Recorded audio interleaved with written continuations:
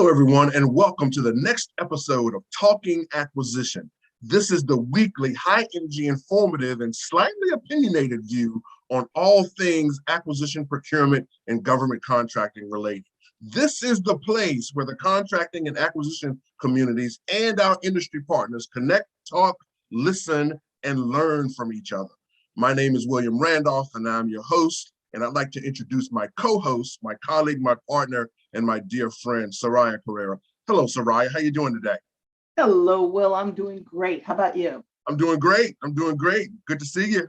It's good to see you too. Hey, I'm excited about our topic today, but before we do that, I'm going to go through my disclaimer. All right. Here we go. Do it.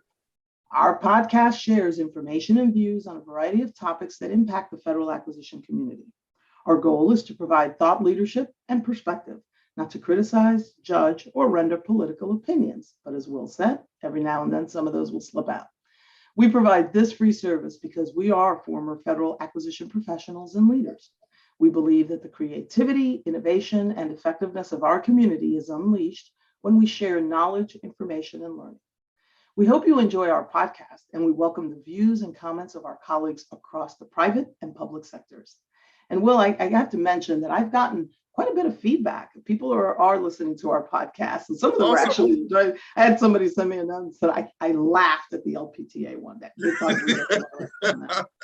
Especially the analogy to the dollar store. Nothing against the dollar store, but the analogy was great, I have to admit.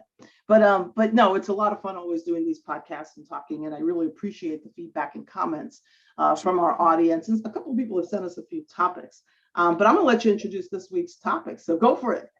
So I know you had mentioned to me earlier that there was a very interesting article that you had read that talks about something that I think is kind of near and dear to our hearts as well, in talking about pricing. And so I'm gonna throw it back to you and let you talk about from a standpoint of what you read, what you saw, what you read, and let's set it up for the conversation. Sure. So for most people in our community, there is an organization called the Coalition of Government Procurement. Roger Waldron is a part of that coalition. In fact, I think he stood it up, and he might even be the lead of it. He also has a radio show on Federal News Network, and he writes articles periodically on procurement. I know Roger from Federal Executive Institute, so we go way back to early 2003, excuse me. And so I've talked on his show before, and he just brings great perspectives on the topic of procurement. And he recently had an article, it's called The Tyranny of Low Price and Other Challenges. It was published, I believe, on December 10th. And basically what he's talking about here, he's a little bit more focused on how GSA prices the schedules, right? The fact that GSA really goes after very deep discounts on the schedules. And his commentary is a little bit about you're pushing for these lower prices, but you're not really putting anything on the table, right? You have the opportunity to get the schedule, agencies can buy from you, but you're not being guaranteed any work, okay? Right. And what he's arguing for, and he cites several areas in the FAR, what he's arguing for is what he's arguing about is that in this day and age where there's a lot of uncertainty in the market, we're dealing with inflation, et cetera, there's a lot of factors that impact pricing. We're asking companies to give these deep discounts initially, and then we can go after more discounts when we go to issue the order. So anyway, so that got me thinking. I'm not going to talk about GSA. They have a formula for what they do. And I don't necessarily I agree with his article, by the way. I agree with his commentary about the pricing. But I want to talk about pricing in general, because this ties to the best value and the LPTA discussion that we were having. And, as you and I were commenting earlier, I did do some research in the FAR. Every now and then I do crack open the FAR, because now it's electronic, right? So I go in and I look and I go, let me see if I missed something. Right. And I looked up the word cheap. Do you know that word's not in there? Imagine that. It doesn't say, yo, CO, let's go get cheap. It doesn't say that.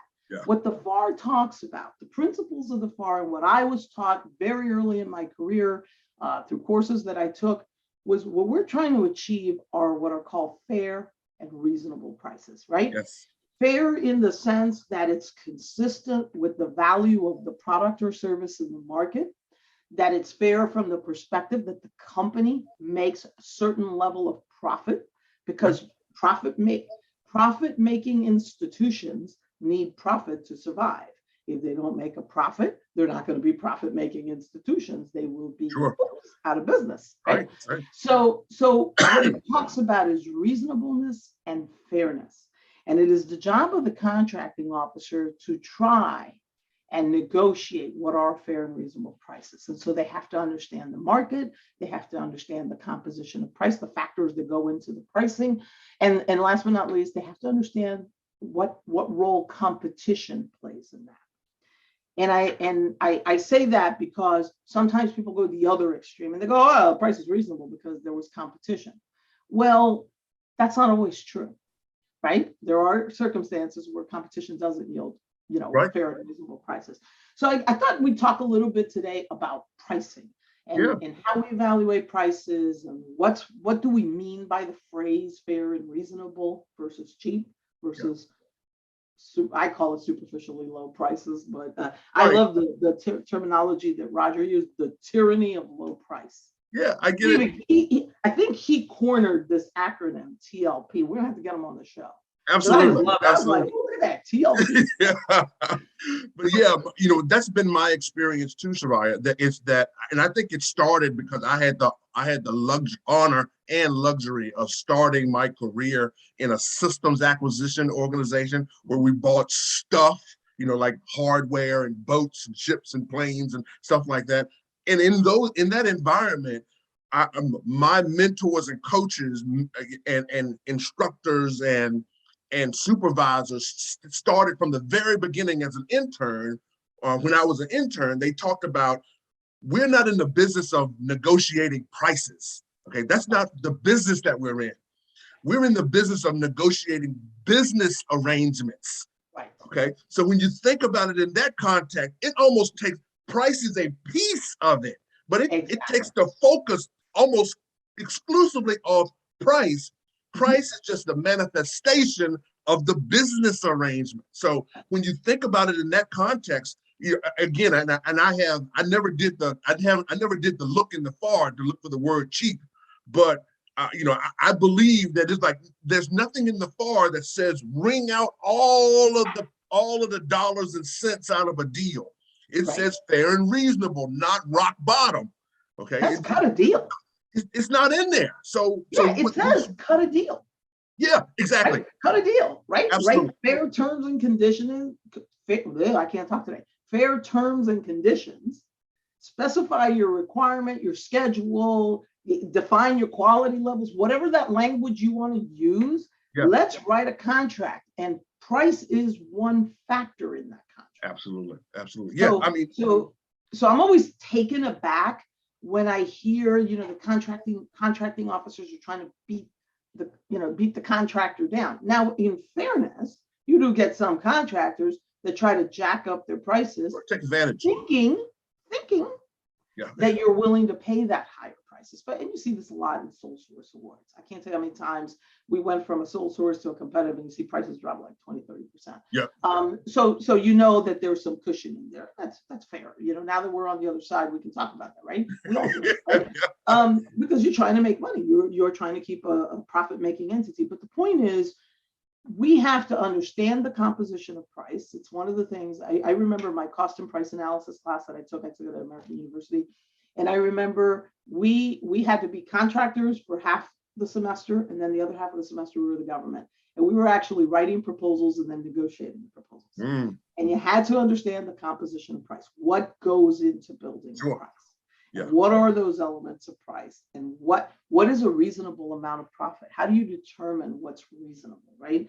And I think when you get into the commercial pricing side, it's good to lean on competition. There are a lot of tools out there now that tell you what prices should be or could be, right? There's a lot of pricing tools that are out there, that tell you what the commercial marketplace will bear, especially for labor categories. But you got to be careful, because the rate for a category of labor is determined by what you tell them the qualifications are.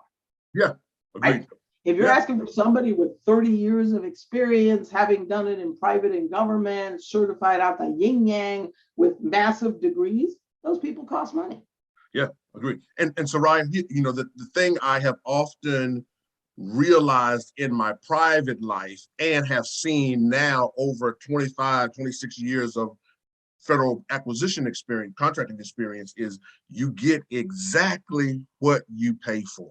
Exactly. Okay, exactly. Okay, and I have seen times where the dynamics of the deal of the acquisition were a tight budget situation, and we end up paying more because there's always something later downstream that you got to go back and fix. And if we would have just constructed a deal, constructed an environment that took in consideration all of those things instead of looking for the cheap solution, the cost, the cost had the greatest corollary to what success was, then I hope you got more money downstream because you'll have to go back and fix all of those things. So I think we should be thinking about shifting from this mantra of more for less. We always want more for less. And I'm a big fan of more for this, meaning defining what is the value you're willing to pay. And I'm starting to see in a lot of areas, people are using contracting organizations are using expected and desired cost. They're actually giving people a target to say, look, this is the price of the solution that we're willing to entertain. Right. Now go build me a solution that's aligned with this price point. It's an amazing strategy. Well, one of the things that I often talk about, so people who work for me know I'm a huge proponent of best value. And I'm not saying just best value, like everything should be best value, but value-based approaches to when you're writing your contract. And one of the things that we have to consider, and this is taboo, and I know it's a topic for another podcast, but I'm going to toss this one out there: the contract type. The contract type plays a huge role in pricing. It really does. Yes. If you ask a vendor to perform time and materials type work in a fixed price environment, of course they're going to jack up the prices because I don't know what you're up to, right? I can't tell how many times people came up to me and said, this is a firm fixed price contract. It's 1,982 hours times $20 an hour and the total prices. And I'm like, that's called time and materials. That is not fixed price. But unfortunately, we see that because there was a push, probably, I'm going to say, I think it started at the beginning of the Obama administration, maybe a little bit earlier than that. But there was a push to start minimizing what people called high-risk contracts. If you remember this, they called high-risk contracts, and high-risk contracts was anything that wasn't firm fixed price. That's basically. Some people sugarcoated it, right? But it was basically that's what it is. Yeah. Right. So then everybody ran, because that's just how we do this. We're charging off, and we're going to write everything firm fixed price. And some people got clever and said, well, I'm going to calculate the price by saying X hours times this labor rate, give me Joe Schmo, right? And when they were really buying time and materials. And that's one of the things that leads to these bad pricing scenarios, because companies are being put in a situation where you're going to ask them for a category of labor or a particular skill set and qualifications that maybe that's not what they planned for when they read the solicitation. Maybe that's not what you really clearly specified, but now when they're delivering, you're going, well, wait a minute, I don't like Bobby Joe. Because then that's the other thing that we do. We want to tell the company who to put on the contract, right? And instead of judging the company on who they bring you, right? Evaluate their capability to bring you the right people. Evaluate their capability to provide quality labor. Evaluate their capability to deliver quality products and services. That's what we should be evaluating. And then we should be willing to pay for that capability. It's called value. It's how you buy in your life. You don't go down the phone book and go, ooh, Bobby Joe, plumber extraordinaire, who's only going to charge you $2 an hour, is who's coming to fix your toilet. No, that ain't happening. Right? You're going to look for the guy that has a reputation, that has that really good ad that talks to you and that says, we got, certified plumbers that have been working, wherever doing whatever, right? That's what you're looking for. Right. That's value. Yeah. That's Agreed. about value, Yeah, right? You're agreed. willing to pay a little bit more to get that right guy you're only going to have to pay him once to do the job, and he's going to do the job right. He or she is going to do the job right. Absolutely. And Soraya, I just want to point out, you did say phone book. I just want to make sure you. Oh, did I say phone book? Yeah. No, phone book. I mean, are you going to Google or but yes, a Bing? when we talk about fair, I want to unpack fair and reasonable a little bit. Reasonableness is in the eye of the beholder. I think it's why it's framed that way. It gives some flexibility, if you will, to interpret what reasonable is. But the fair piece is, I think, fair is an understanding of equity, treatment. But I think there's a piece of fair, if you unpack that a little bit, it should be an informed fair. Okay. Right. And here's what I mean by that. Think about the tight labor market that we're in now. Yep. What was fair 2 years ago, and fair and reasonable 2 years ago, might not be what's fair and reasonable today. So if you're using a benchmark of understanding based on a 20-year career or a 15-year career, when there's been something in the marketplace that has influenced what fair could look like and what reasonable could be interpreted to be, we must be informed as a community. We have to understand the market forces at play, the business forces at play, the labor forces at play, maybe even material and infrastructure forces at play. Something in the article that you mentioned talked even about the interest rates that have changed. We have been sub 3% inflation for a couple decades, and so we grew up. At least me. I'm gonna talk about me. When we talk about inflation rates, and you go to Bureau of Labor Statistics, if someone just naturally threw 3% in there, they're like, wait a minute, we haven't had 3%, inflation in years, and now it's 3.6. I just looked at it this morning. Right. It's 3.6% inflation, and it's only going to get worse. Right. Or higher. We can debate.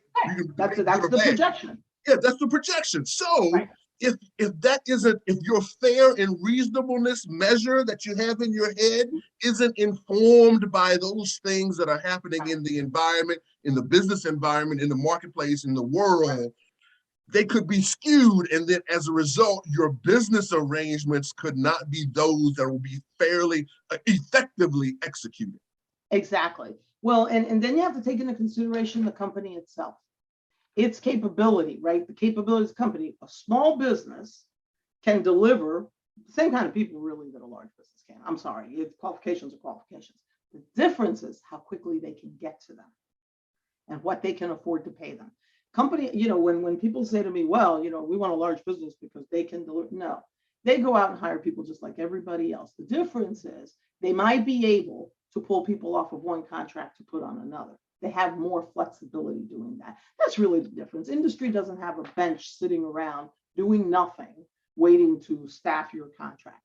But back to the concept of fair, you got to think about the company, the industry that you're in. You got to think about the types of businesses that you're working with. And yes, you got to think about the market. Fair is defined by the market. It really is.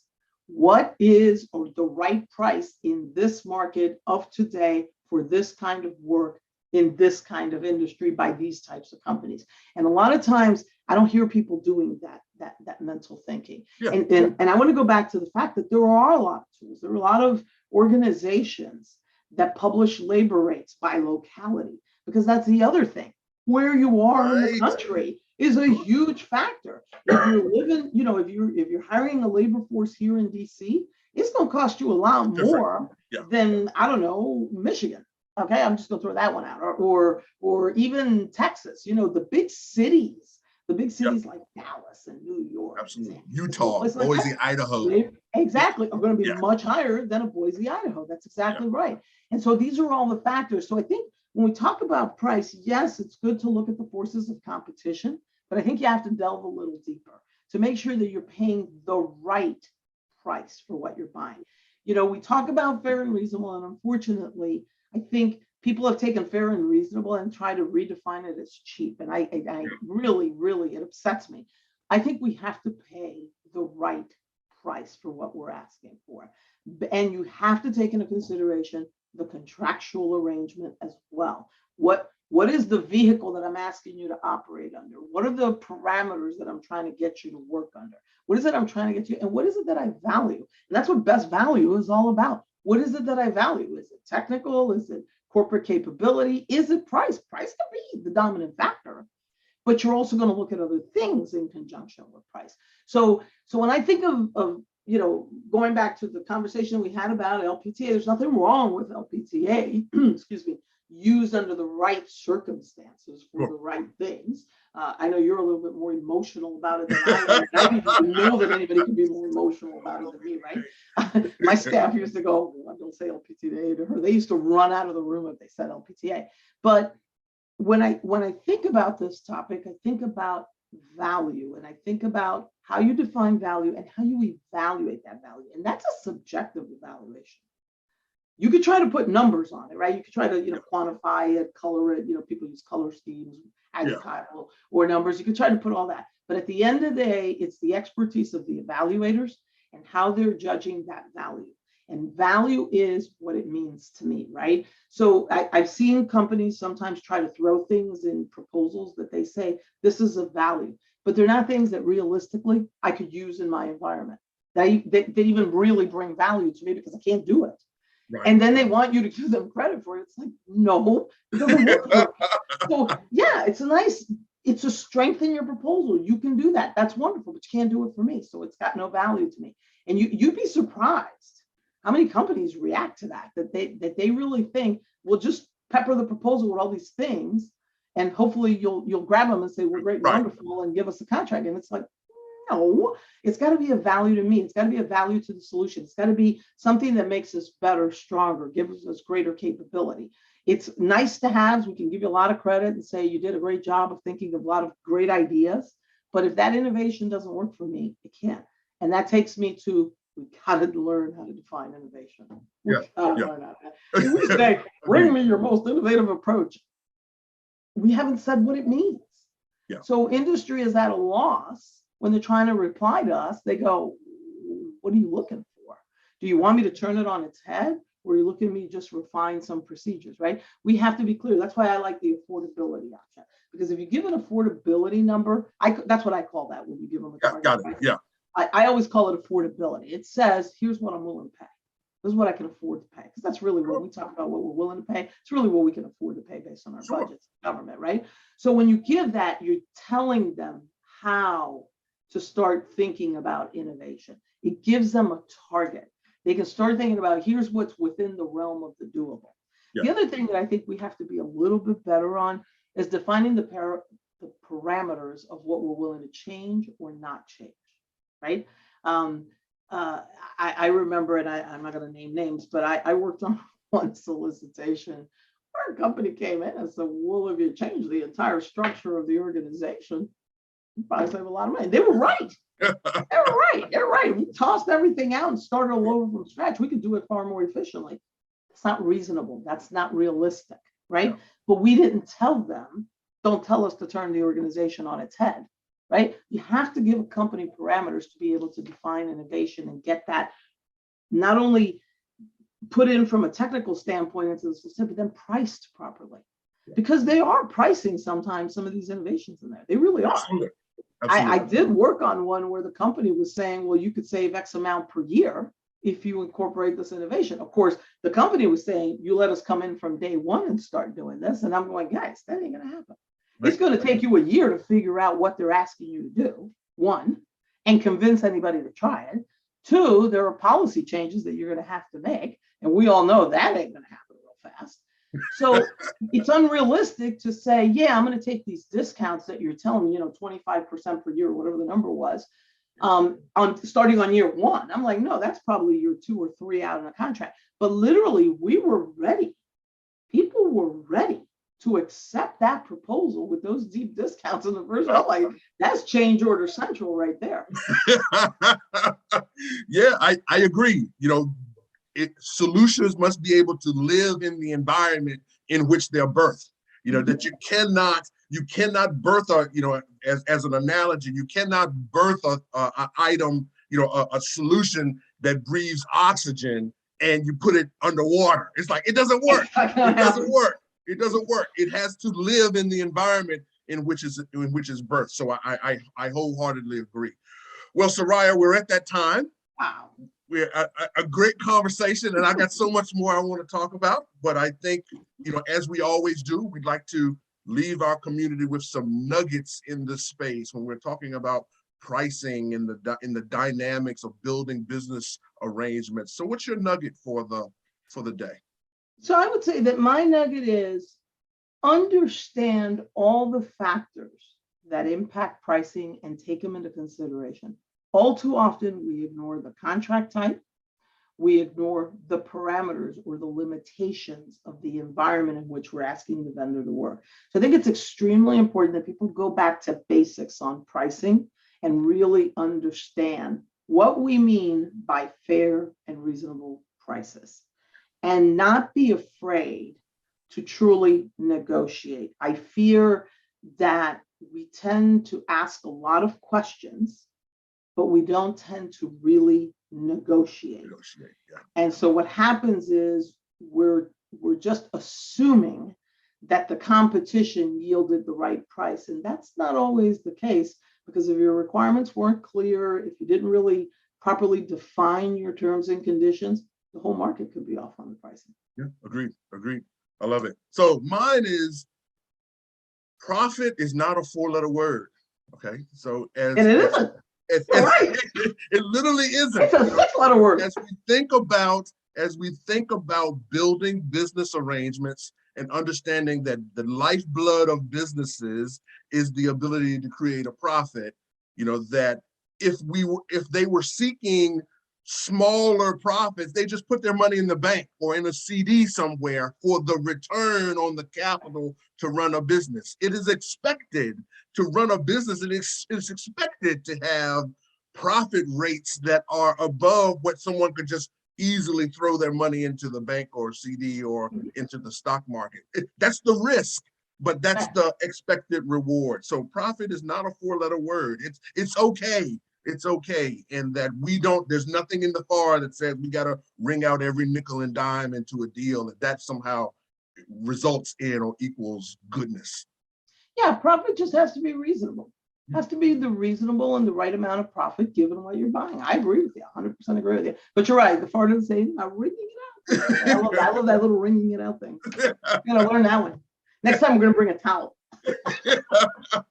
Okay, and with that, we've got another episode in the books. Thank you so very much. This has been fun. This has been good. It's been fun. You got me jazzed up. I'm ready to go now. Great discussion. And I encourage people to read the article from Roger Waldron, because while it's a little bit more focused on, schedules, GSA pricing, it does make you think about pricing and the context of pricing. And I think it's just a great lesson learned. So thanks to Roger for the great article. And thank you for hosting this week's event. Right. And thank you for being an amazing co-host. Okay. And with that, we're out. Have an amazing day. Take care. Bye-bye.